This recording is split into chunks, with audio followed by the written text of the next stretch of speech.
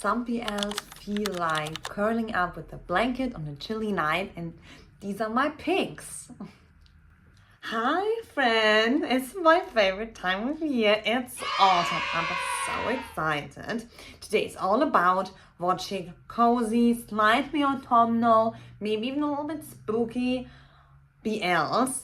So we already have the background, the ambiance is there, and so let's get into it. A Tale of a Thousand Stars is one of my favorite EarthMix BLs. It's so good because it has everything that I love. It has found family, slow burn romance, beautiful, stunning mountain views, just beautiful like scenes of like community and like growing and like coming of age, but like in a once you already technically are of age legally. Yeah, like that's just describes for me A Tale of a Thousand Stars perfectly. Okay, so if you don't know the synopsis, here is what A Tale of a Thousand Stars quickly is about. It's about a young man, a student called Tian, and he's from a very rich family. His father is like a minister in Thailand. And he is born with a heart condition, and so he needs a transplant. And he's on a transplant list, but at first it doesn't look really good.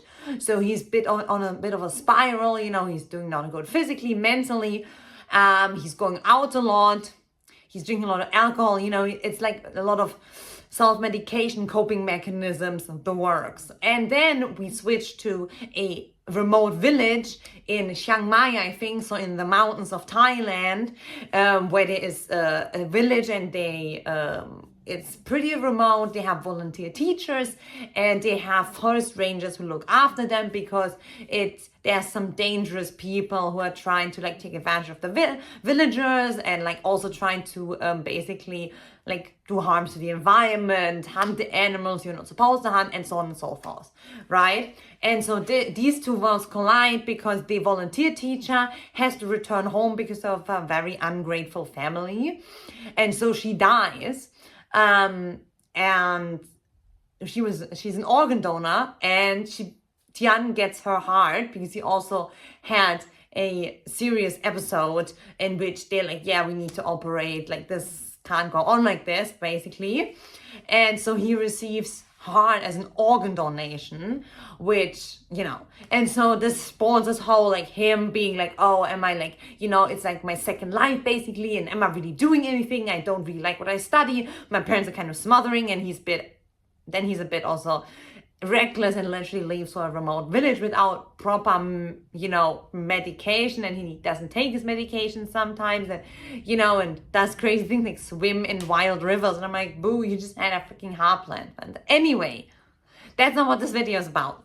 And for me, this show just gives like, it's like the rural setting, and it's also technically set in autumn because he leaves around, I think, New Year or something.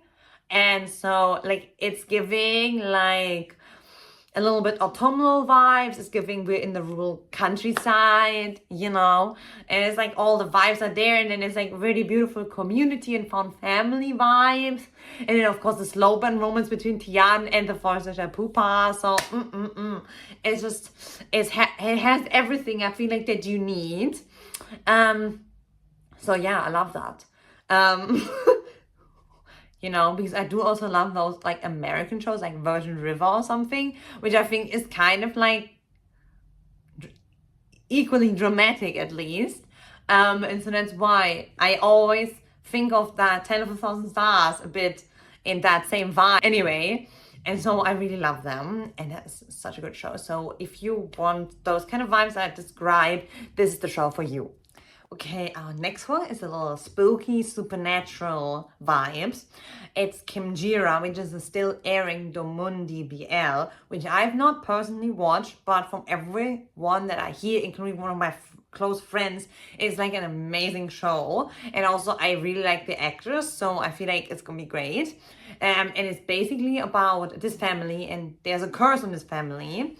And one of the main characters, Cam, is born into this family, and supposedly in this curse a daughter is saved, but a son will die, so by the age that he reaches like 20. And so the mom names her son Kamjira, which means firstly forever safe, and is also apparently a traditionally girl/women's name.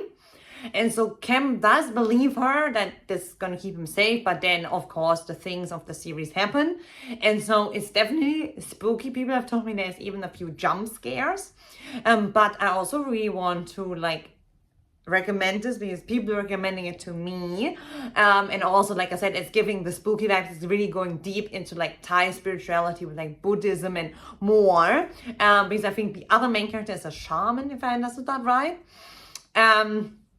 So that's why I really want to recommend that. That's why this part is probably not super long, because I don't know a ton about the show, but also from what I've seen in the trailer and some clips on TikTok, it's like aesthetically also super pleasing. So I think like for the spooky babes, this is gonna be a thing. I think it's gonna be great. So yeah. Another cozy BL I would recommend is Semantic Error, because it has those back to school university vibes, because they are in university, and especially like in most of the series, it is like autumn winter. And so that's why like you can see like the beautiful like fall foliage of like Seoul, I think they're in, but in general like of Korea. And yeah, it's just like they're wearing like, you know, sweaters and jackets, and they're like the fashion, especially from one of the characters, Jae Young, is just so on point. So it's like really cute. And so in general, like the love story is really adorable. And yeah, that's why I think it's like such a cozy vibe to just watch. Also, it's pretty short. I think the episode's only like 25 to 30 minutes long, and there's only like 8 episodes. So if you want to have a cozy afternoon or early evening, then you might even like watch it basically in one day. But yeah, so you can be easily also through with that if you want something like beautiful, well done, well acted, with a little bit of a cozy autumnal vibe, but also like, yeah, it's like a classic kind of enemies to lovers, university BL, and I love that. But there's not really any toxicity or too much drama. It's all really grounded, I think. So that's why I really enjoy that show in general. Can always watch that. But I think, yeah, it's like for a cozy afternoon, evening, perfect. Another still airing new BL from GMTV called Revamp the Undead Story is also a really great pick if you want to watch something fun, a little bit spooky, vampires, but also it's giving like also some fun vibes, but also intriguing vibes. And then Revamp is the proper story for you, because it's about Pun, who is a art restorer who has his own antique business, like, you know, where he restores like art and antiques, and he's like really good at it. He lives in this really great house, right, which is like next to his place of business, I think. And it looks so fun because it's also filled with all like these collectibles and miscellaneous items and creepy stuff and like things that look antique and like things like that, you know? It's giving a little bit practical magic, but in Thailand, and I love that. So it's like a very eclectic house, and in general, it looks so cool. Like I want to live there. So if you want to know more about that, I did mention that in one of my previous videos, which was about iconic Thai BL houses. So it's about him, and it's about vampires, and especially one vampire, because Bun's character Ramil has been encased in a cursed painting for 100 years, and one of his friends slash you know, kind of like underlings, I guess, Metas, played by Mark from Junior Mark from Perfect 10 Liners. I love him. He does this so well. And so Pan gets called in to restore the painting because the painting got slashed, and then he needs to restore it.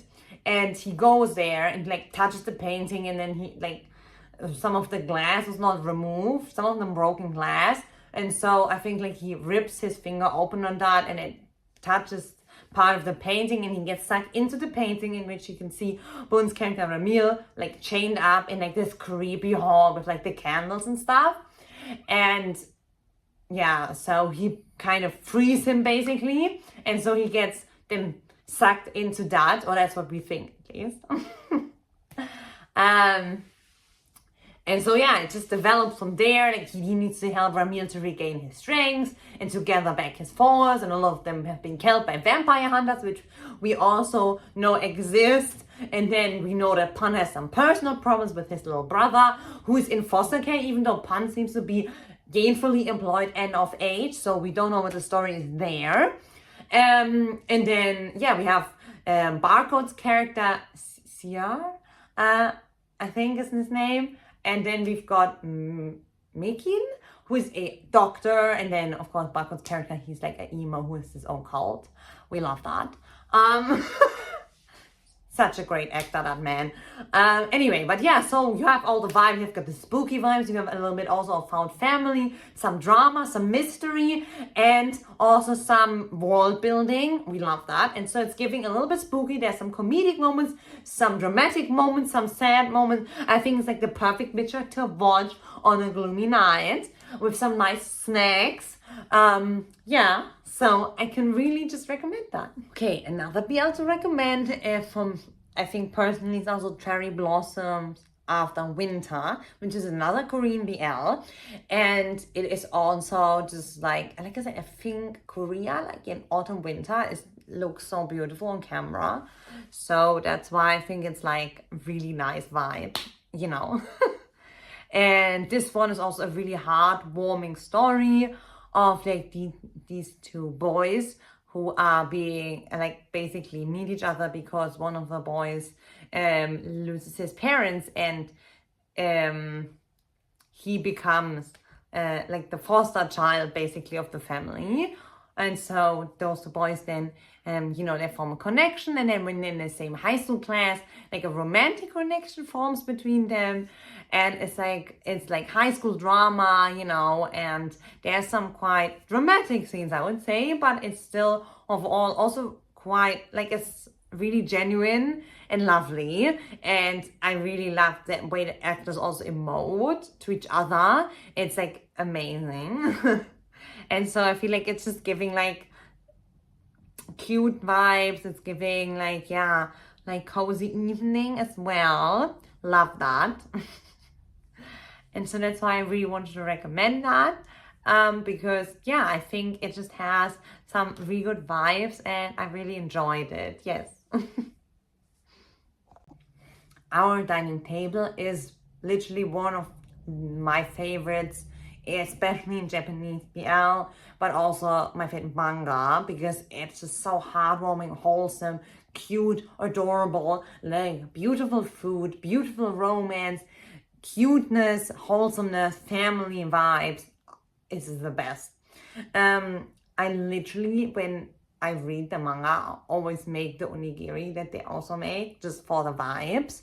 And second, like waking up on like a crisp autumn day or like a really cold winter morning, snuggling up in bed and then reading the cover to cover the Our Dining Table manga is just a peak experience. It's like really good.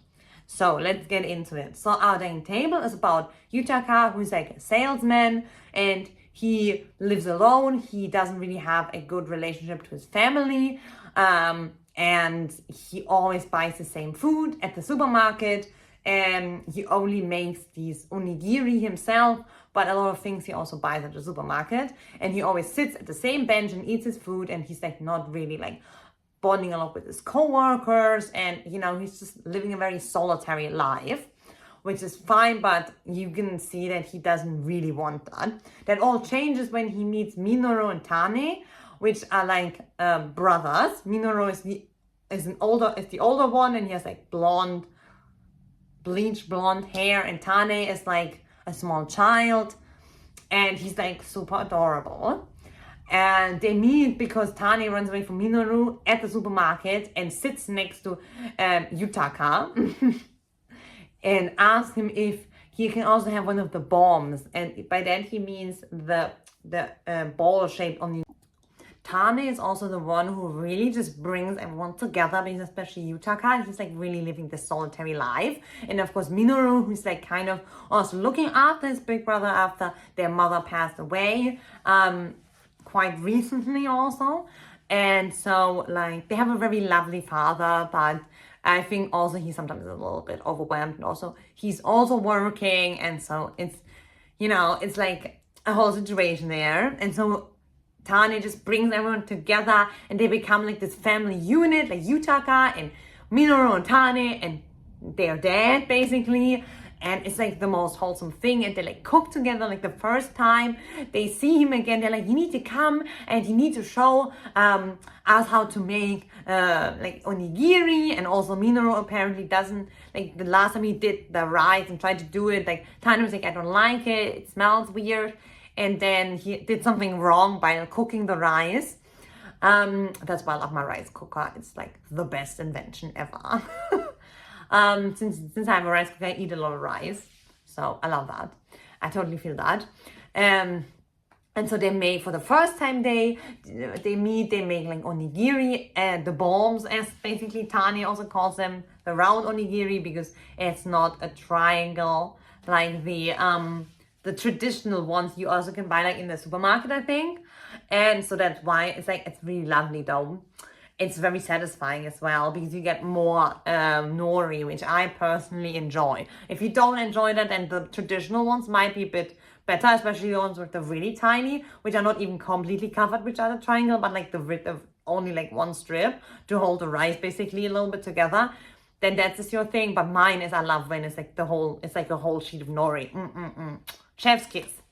Anyway, and so this whole, it's about them like cooking and making connections, and also about Tane like really feeling really secure and happy and comfortable, and of course Yutaka's and Minoru's romance. And it's also set during autumn winter, so they meet, I think, like the first time like during autumn, and then they have like a Christmas party together, and then on New Year's Eve poor Yutaka is ill. They go do something in the new year though together, something traditionally Japanese, I think. So yeah, it's like so beautiful, so cozy, so wholesome, all the family vibes, all the cozy autumnal winter vibes, beautiful food, and you really just want to cook some of those like the Japanese curry, the onigiri, you know, you want to make it. It just looks so delicious, so heartwarming. Yes. The Eighth Sense is another amazing Korean university BL. And again, it is also like the start of the university year. You know, it's giving back to school vibes. Something to watch also just generally for those vibes, but also for like a beautiful friendship and friendship group. And of course, a beautiful romance. There's also surfing, but it is definitely like hinted at some points that it's not always like super warm. So, you know, the autumnal vibes are there. And so that's why I love that. And also it's just such a beautiful story. Like it's one of the most beautiful BLs I've ever seen, like cinematographically. Also the characters are all so well thought out. There's some people who are like kind of the antagonists, but they're not villainous. They're not cartoonishly evil or completely crazy. So it's all very human, very grounded, very, you know, based in reality. And it's definitely giving Scam vibes. If you know, you know. And so I love that as well. Scam is also a really good one to watch.